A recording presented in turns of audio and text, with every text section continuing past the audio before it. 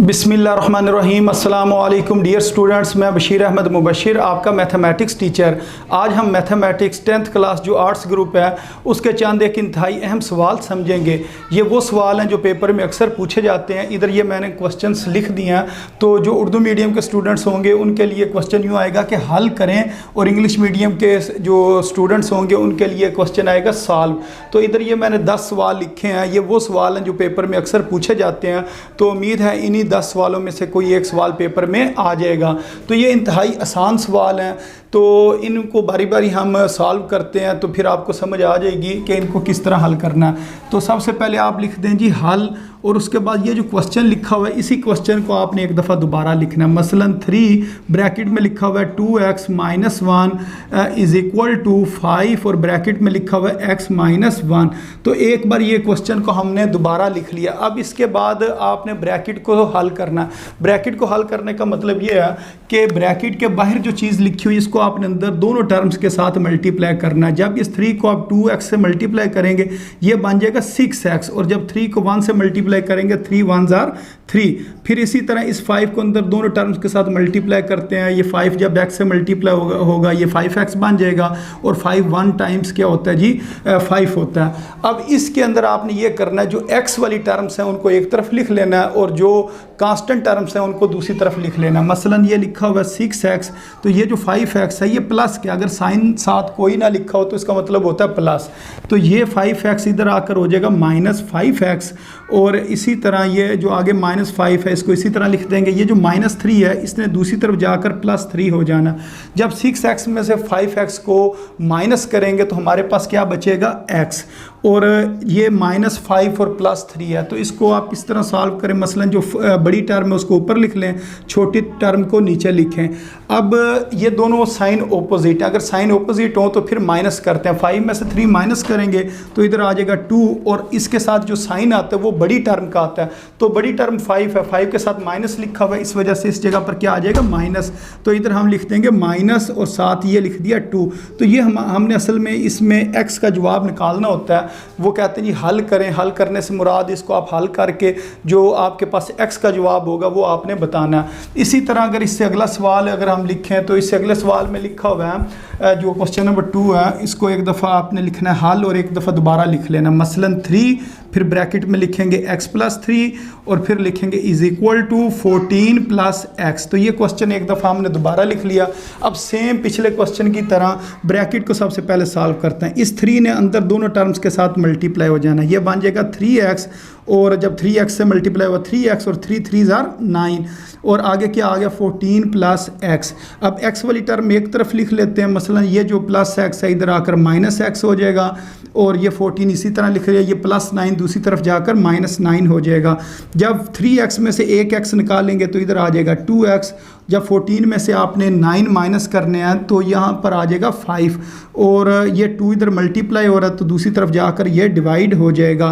तो इसके अंदर जो x का जवाब निकला है वो कितना आ गया जी 5/2। तो इस तरह अगर आप देखें तो ये इंतहाई आसान सवाल है। तो ये 2 सवाल अब हमने हल कर लिए जी स्टूडेंट्स। इसके बाद जो इससे नेक्स्ट क्वेश्चन है इसको हल करते हैं, जो कि क्वेश्चन नंबर 3 है। तो इसको आपने एक दफ़ा दोबारा लिख लेना है, और उसके बाद आपने क्या करना है कि ये जो ब्रैकेट है इसको सबसे पहले आप सॉल्व करेंगे। तो ब्रैकेट को सॉल्व करने का तरीका ये होता है, जो ब्रैकेट से बाहर रकम लिखी होती है उसको आपने अंदर मल्टीप्लाई करना होता है। तो इसको हम इसी तरह लिख देंगे 3x, और ये जो 3 है इसने x से मल्टीप्लाई होना है और 1 से मल्टीप्लाई होना है। ये बन जाएगा 3x + 3 1s are 3। ये किसके बराबर है जी 69 के बराबर है। अब इधर x वाली 2 टर्म्स हैं 3x 3x, ये कितना हो जाएगा 6x, और ये जो +3 है इसको इससे नेक्स्ट स्टेप में दूसरी तरफ ले जाते हैं। ये 6x हो गया, और ये जो +3 है इसने दूसरी तरफ जाकर -3 हो जाना। ये आ जाएगा 6x बराबर है 66 के। जब 69 में से 3 को माइनस करेंगे तो 66 हो जाएगा।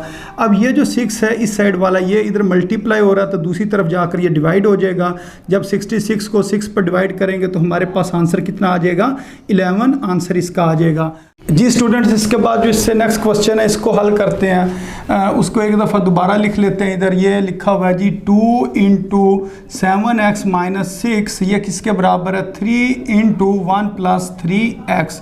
तो इसको एक दफ़ा हमने दोबारा लिख लिया। अब हमने ब्रैकेट को सॉल्व करना है। ब्रैकेट को सॉल्व करने का ये तरीका है कि ब्रैकेट से जो बाहर चीज़ लिखी है उसको अंदर मल्टीप्लाई कर दें। मसलन इस 2 ने 7 से x से मल्टीप्लाई होना है, तो ये कितना हो जाएगा 14x, और ये फिर ये वाला माइनस आ गया और 2 6 12।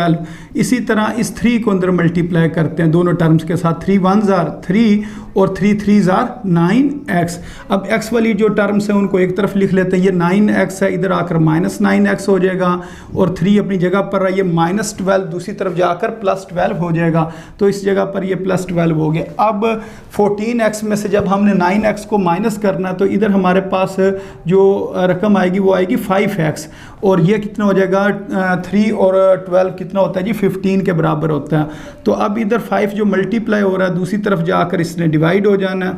तो यहाँ से हमारे पास कितना आंसर आ जाएगा 3 आ जाएगा, क्योंकि 5 3 क्या होता है 15 होता है। तो इस तरह ये क्वेश्चन सॉल्व होना था। अच्छा, इसके बाद जो इससे नेक्स्ट क्वेश्चन नंबर 5 है, अगर उसको सॉल्व करें तो इस जगह पर मैं सॉल्व कर देता हूँ। इसको एक दफ़ा हम दोबारा लिखेंगे। ये क्या लिखा हुआ जी 5x माइनस 6, ये किसके बराबर है जी 4x माइनस 2 के बराबर है। अब इस चीज़ के यानी कि इस क्वेश्चन में ब्रैकेट नहीं है, तो ये बड़े आसानी से हल हो जाएगा। ये आ जाएगा 5x, ये 4x इधर आकर माइनस 4x हो जाएगा, और ये माइनस 2, और ये जो माइनस 6 है इसने दूसरी तरफ जाकर प्लस 6 हो जाना। 5x में से 4x निकालें तो सिर्फ 1x बचेगा, या खाली आप इसको x लिख लें। और ये माइनस 2 और प्लस 6 ये किसके बराबर होता है जी प्लस 4 के बराबर होता है, क्योंकि इन दोनों के ऑपोजिट साइन है।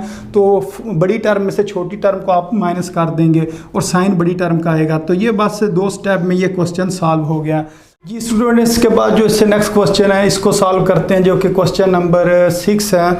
इसको एक दफ़ा हम इधर दोबारा लिख लेते हैं। इधर लिख लेते हैं जी हल, और इसको लिख लेते हैं एक दफ़ा दोबारा, यानी कि 9x माइनस 3 ये किसके बराबर है 3 इंटू 2x माइनस 8 के बराबर है। तो अब इसके क्वेश्चन के अंदर ब्रैकेट भी मौजूद है, तो सबसे पहले हम ब्रैकेट को सॉल्व करेंगे।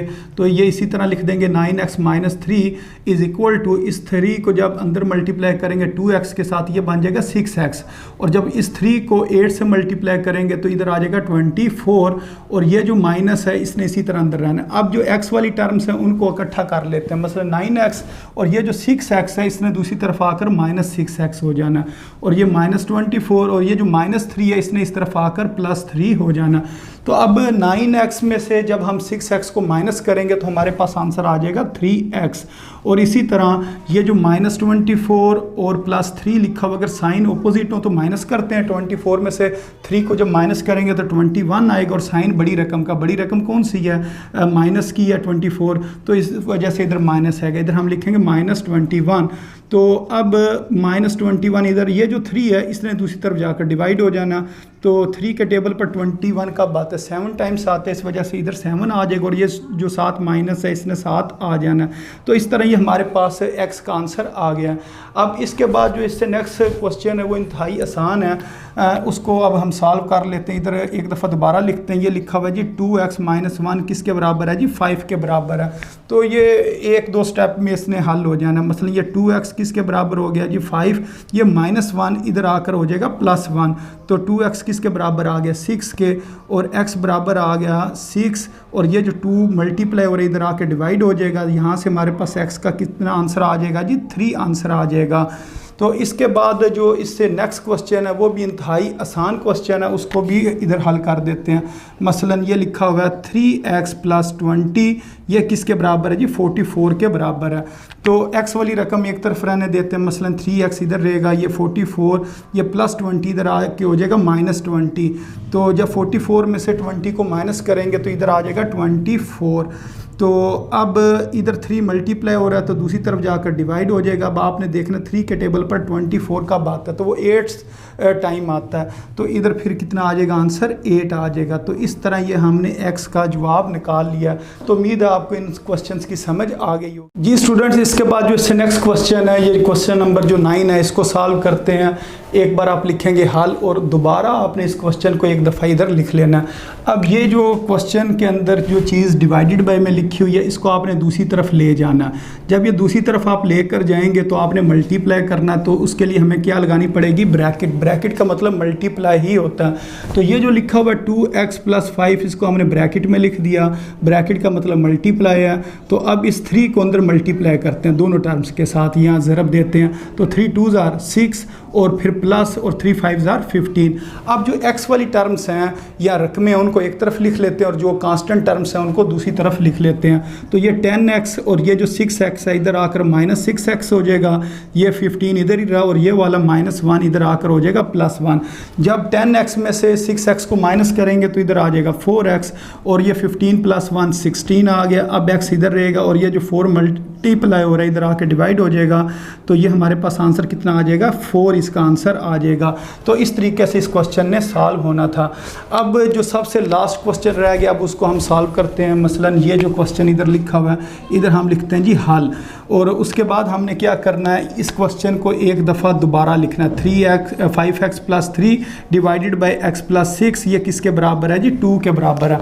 तो जिस तरह इस क्वेश्चन में जो चीज़ डिवाइड हो रही थी वो दूसरी तरफ जाकर मल्टीप्लाई होती, सेम इसी तरह इसको भी हम सॉल्व करेंगे।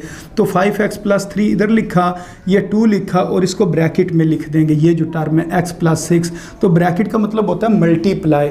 तो अब इस 2 ने अंदर दोनों टर्म्स के साथ मल्टीप्लाई होना है। जब 2x के साथ मल्टीप्लाई होगा तो 2x हो जाएगा और 2 ने जब 6 से मल्टीप्लाई होना है तो 12 हो जाना है। ये आ गया 5x + 3 = 2x + 12। अब x वाली टर्म्स को एक तरफ लिख लेते हैं, ये 5x लिखा और ये 2x इधर आकर -2x हो गया, +12 या खाली 12 लिख लें और ये वाला जो +3 इधर आकर हो जाएगा -3। 5x में से 2x निकालेंगे तो कितना आ जाएगा 3x, और जब 12 में से 3 निकालेंगे तो आ जाएगा 9। अब ये जो 3 इधर मल्टीप्लाई हो रहा है इधर आकर डिवाइड हो जाएगा और 3 3s are 9 होता है। तो इस तरह इसका आंसर कितना आ जाएगा, 3 आ जाएगा। तो ये एक तरह के तमाम क्वेश्चंस थे। उम्मीद आपको इन क्वेश्चंस की समझ आ गई होगी और इंशाल्लाह इन क्वेश्चन में से जो एक क्वेश्चन है वो बोर्ड के इम्तिहानात में भी पूछा जाएगा। तो अपनी दुआओं में याद रखें। अस्सलामु अलैकुम वरहमतुल्लाहि वबरकातुहू।